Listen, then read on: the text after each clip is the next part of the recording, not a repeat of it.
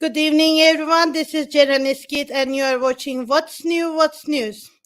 Yes, in Turkey's agenda, actually, there is now a discussion going on because the foreign minister, Hakan Fidan, visited Iraq, and this is the new Turkey's new topic to discuss.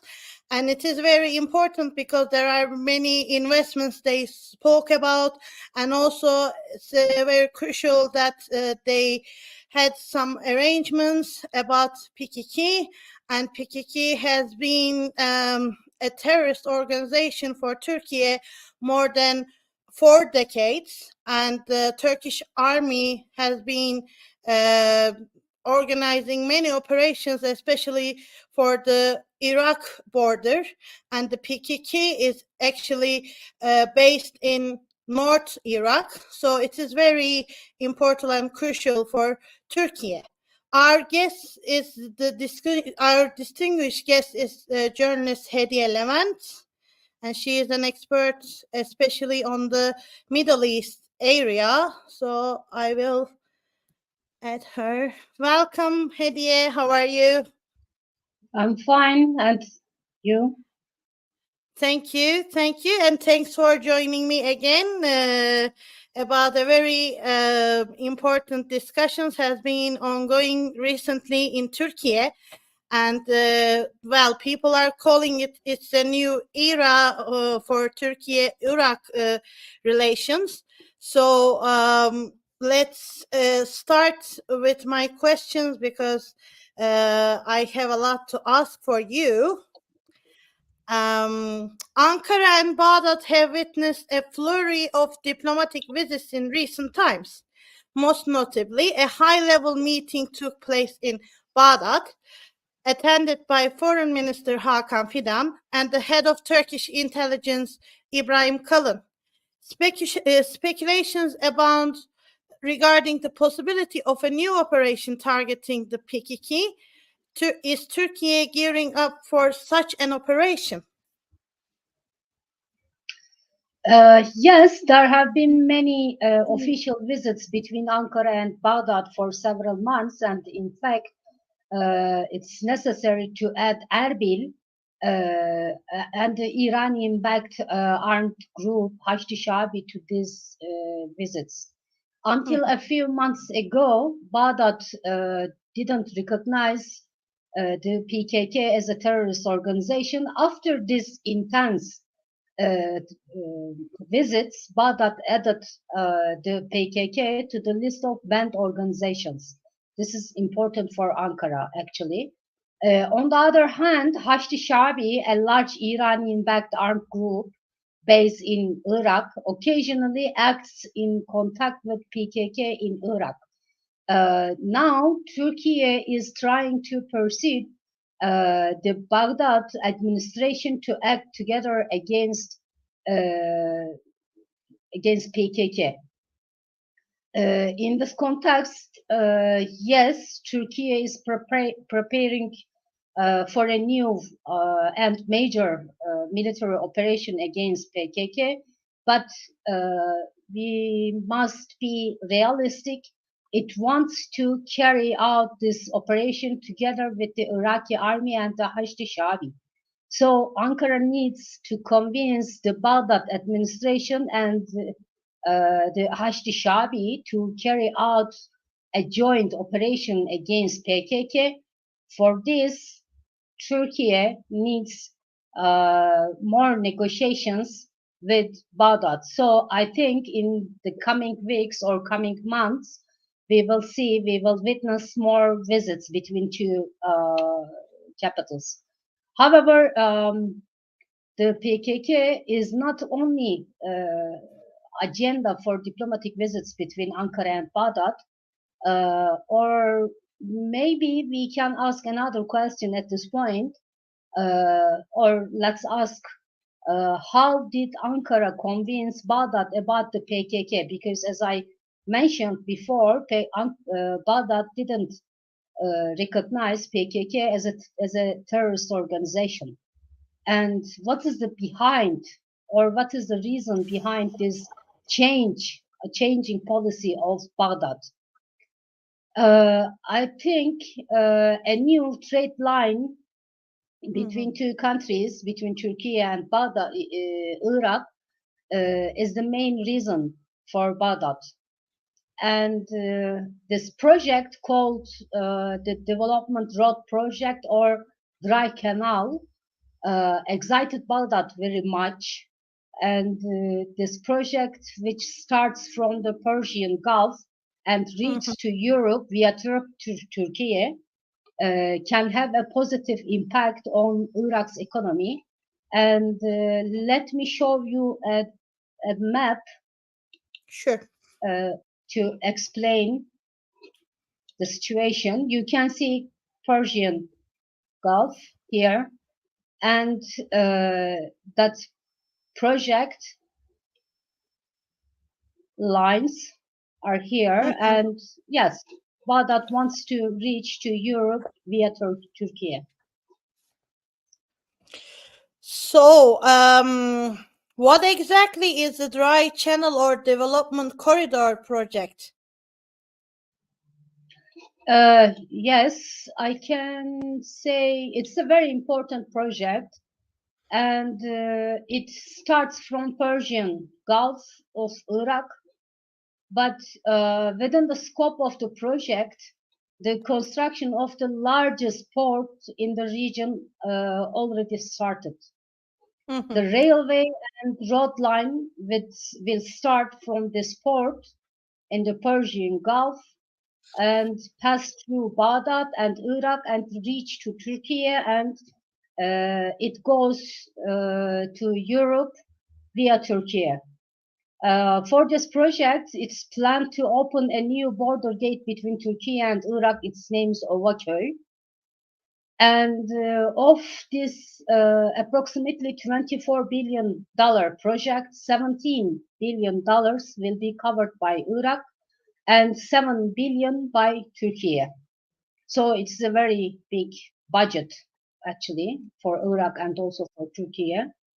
And in addition to roads and railways, where commercial products will be transported, oil and natural gas pipelines will also be built. And it will be possible for Iraq to sell more oil and natural gas to Europe by this project. And in fact, Iraq was supposed to be one of the richest countries in the world, Ceren, but there are many problems in Iraq. Because of that, Iraq is one of the most poor country, maybe one of the most poor countries in the world. However, Iraq is rapidly becoming poorer due to some reasons, I mean, such as political crisis, instability, and terrorist organizations such as ISIS. And this project is expected to have a positive impact on the economies of Turkey and Iraq, because there's an economic crisis in Turkey also and Iraq. Moreover, such trade and energy lines not only enrich countries, but also provide security and economic stability. So Iraq is very excited with that project, because Baghdad is expecting too much from this project, such as economical dimension, because Iraq is, there are some calculations about this project, and it says it can be very, its impacts on the Iraqi economy will be very deep, and hundreds of people, thousands of people are unemployed. Young generation in Iraq can find jobs also. So Baghdad is very excited because of that project. So let's explain the map, because it's written, of course, in Turkish, but the lines with the dots are the railway, right? and the colorful one, the orange line, is for the Road. motorway, right? Is that Yes. correct? Okay. Yes. Yeah. That's right. And I heard that from especially the Gulf part of it, the port will start running much or less in 2024 or the 2025, because 25. Yeah. 25. Okay. Thanks for the information. Shall I come back to our normal stage, or will you show another thing on the map? No, it's done. It's okay. Okay. Perfect. So let's continue with my other question. It sounds like a massive and crucial and waiver for it, but is it easy to implement? Because there are still many crises in the neighbor countries. How do you see that? Yeah, actually, there are many obstacles in front of that project. Many major obstacles, actually, we can say. The PKK's existence in Iraq is one of the biggest and the most important obstacle, especially because PKK also, of course, doesn't want to support a project which can impact Turkish economy in a positive way. I mean, and a project in favor of Turkey. And the PKK has spread to the northern Iraq, and the more than 40 or 50 kilometers of that project is in the northern Iraq. I mean, so PKK can attack to these lines also. Additionally, ISIS has cell type structures in Iraq, and sometimes they are attacking to the Iraqi security, police and the soldiers. Apart from this, the government in Baghdad is not very stable, unfortunately. And at this point, we can ask another question. I mean, I'm not sure about that. Is there a common will in the Baghdad government to make such a big decision and implement such a big project? I'm not sure about it. And financial dimension is another problem because, Iraq has to provide more than $17 billion, for this project, but Iraq cannot pay its debts to Iran and some countries. And what can I say? While there is an economical crisis in Iraq and even in Turkey, where or how will the necessary budget for the project be found? Because at the same time in Turkey we have an economical crisis, and at least the $7 billion has to Turkey has to pay at least $7 billion of that project's budget. And apart from this, it's unclear how the neighboring countries, especially to the Persian Gulf, will evaluate or will consider this project. For example, let's talk about Iran. Iran has a very deep influence in Iraq, and it has an army. Iran is supporting an militia group. It's very big group, and it's more stronger than the Iraqi's national army. And also, this project will weaken the Iranian ports in the Persian Gulf. So we don't know how Iran will consider this project. And additionally, Iran has, as I told you, has deep influence in Iraq, but with the dry canal I mean, with this project, Turkey as Iraq base, and of course, Iran may not like it, I think. And these are the major obstacles of to the project.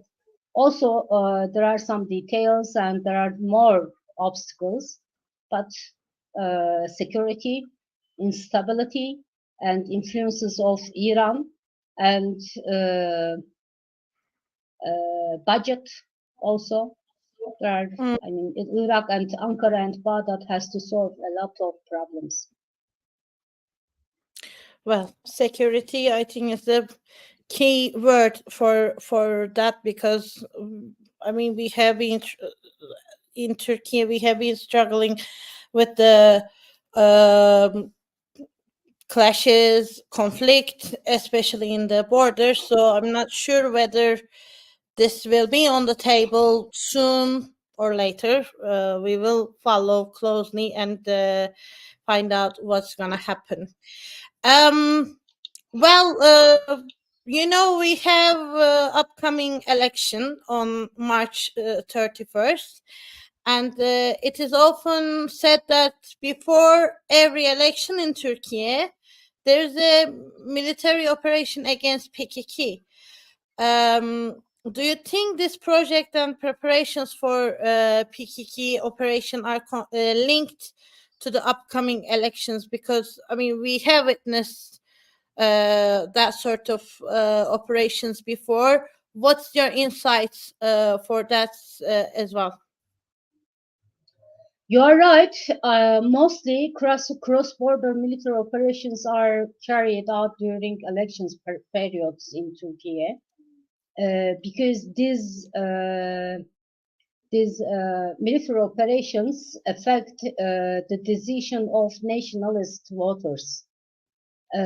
But however, I think the situation is a little bit different this time, because there are less than 2 weeks left until the election, and it is not impossible to carry out a military operation large enough to completely eliminate the PKK in such a short time. So again, the project, Dry Canal project, is expected to be completed in 2028. So for this reason, I don't think that this project and the preparations for a major military operation against the PKK are related to the election. I think, I mean, Turkey and Baghdad have a lot of topics to negotiate. At first, yes, Baghdad added PKK to the list of banned organizations, but still it doesn't consider PKK as a terrorist organization. So we are not sure about the policies upcoming. Coming politics of Baghdad about PKK, and we don't know if Baghdad will decide to join the big operations against PKK with Turkey. We are not sure about that. So I think it needs time for the project and also for the military operation against PKK, because we are not sure about the policies of Baghdad about these two topics. I see. When you speak about the dry channel, and if it is planned for 2028, that means the general election will come that time in Turkey as well. So we will probably see some sort of maybe similarities during the general election used as campaign, maybe. Yes, we have to wait actually to see what's going on. But at the same time, we have to be realistic about about the project, especially because there are a lot of really important and really dangerous obstacles we have to solve, or Turkey and Baghdad have to solve. And also for the PKK, PKK is, is a very old, terrorist organization, and it's spread in Iraq also. It's very powerful in Iraq. So I think Turkey is preparing for a very large scale military operation. So it will take time for the preparations, also for convincing Baghdad, for convincing Iran-based, Iran-supported, Iran-backed armed group Hashd Shaabi. It will take a few years, maybe. I'm not sure.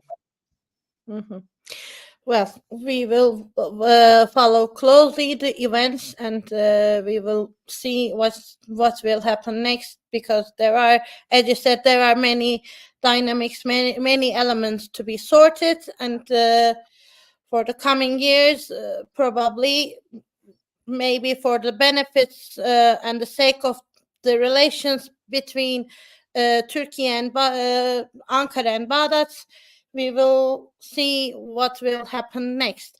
Well, I know your schedule is very tight. Is there anything you would like to add? And by the way, this is a recording, unfortunately, because Hediye Levent is very busy, and she is doing live broadcast. You can subscribe her as well.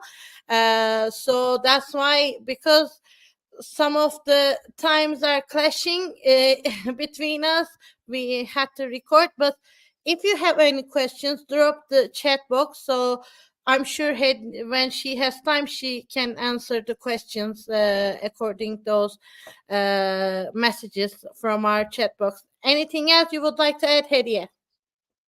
Thank you very much for your invitation, Ceren. You're welcome, and thanks for coming, even though you have a tough, tight schedule. Thanks for coming and having this discussion with me. Hopefully, on the upcoming YouTube sessions, we will see each other again. With pleasure. Thank you. Well, yes, this is kind of in Turkey. This is kind of a new thing, especially when Iraq called PKK not terrorist organization but banned organization. This is a very significant development in these two countries for maybe coming up a new era, as everyone called now. So we will follow closely what's going to happen next. I think it's very important that now Foreign Minister Hakan Fidan is making a new bridges with the new with the countries we had some sort of problems. So we will see. I have an excited news for Friday. My guest, distinguished guest, will be İrfan Değirmenci from Workers' Party and Ankara's largest district candidate for the upcoming election. If you have any questions, please do not hesitate to drop any kind of comments for under my videos, and I will check and ask İrfan Değirmenci as my colleague, as a new politician, new face for Turkish politics. Till then, have a lovely evening. Bye-bye.